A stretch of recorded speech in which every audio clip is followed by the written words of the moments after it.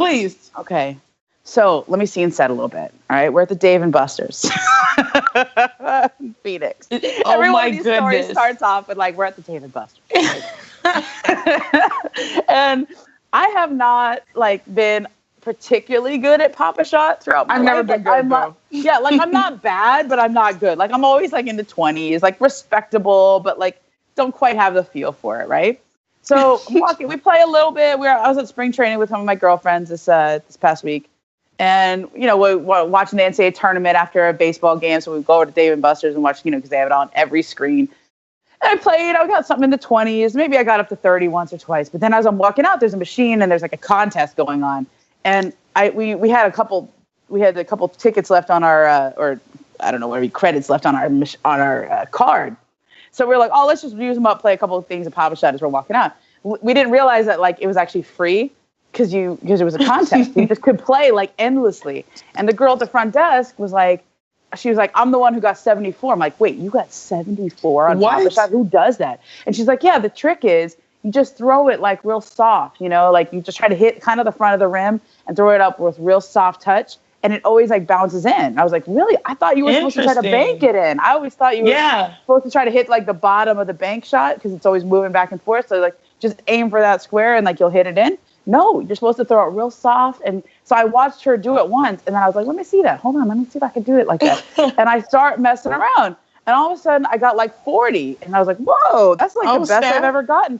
And then I did a couple more because it was free. So we just kept playing it over and over. I was like in the 40s and I'm like, man, I got to break 50.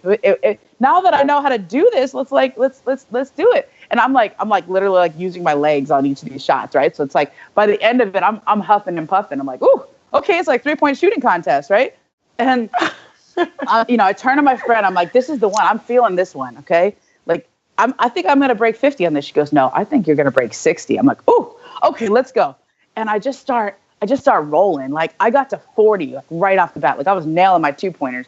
And then it went back to the 3-pointers. And it was like, boom, I felt like Devin Booker out there. Okay. Like, I mean, it was like, oh, is she going to get to 60? Yeah, there's 62. And like, I had another shot at the buzzer and it went in and it didn't count it. So I would have had 65, but robbed. Robbed. And I finished and I'm like, this is the greatest Pop-A-Shot performance of my life. I have not been in a zone like this since I was a college athlete.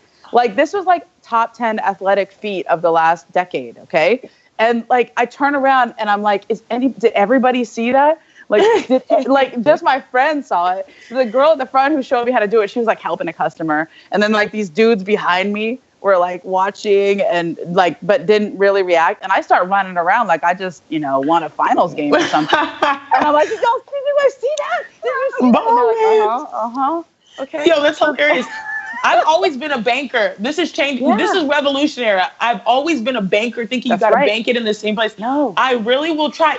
I've even seen people like palm the ball and flick it upwards for a Pop-A-Shot. Like do some random stuff, but I never thought that worked. Game changer. Yeah. It's amazing when you do it with like that real soft touch and you almost she's like aim for the front of the rim and just like kind of like just very lightly hit it over the top of it. Even if you're a little bit off, it's good when it hits the rim soft like that. It goes in. Interesting. It was like this. And I mean, I'm still feeling good from it. Like I'm still like on a little bit of a high from it. It's amazing. No, I need that. I'm going to try that next time around. I wish, you know what? There should have been video, Ramona.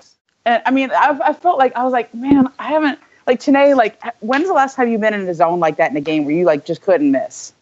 Man, I mean, last time I hit the court, you know what I'm saying? No, okay. Like, there are those times where you literally, is that Han laughing in the back? It's, honestly, the last, like, when you're in one of those zones, like, you're like, feed me. I can just see Ramona there.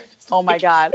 I mean, I was mad when the balls got like a little bit stuck and it took me out of my rhythm. I was like, come on, keep it coming. Exactly. Were you talking to yourself? Please tell me you're talking to yourself. Oh, yeah. I always do. But I started getting quiet at the end because I knew I was like, okay, this is the moment. This is when I got to really focus in and hit my threes. Yeah. I'm glad. I usually talk to myself and people think I'm crazy. I'm glad I'm not the only one that does that. I always talk to myself. Always. All right. Next time I come and we hang out in LA because we're technically both in the same space.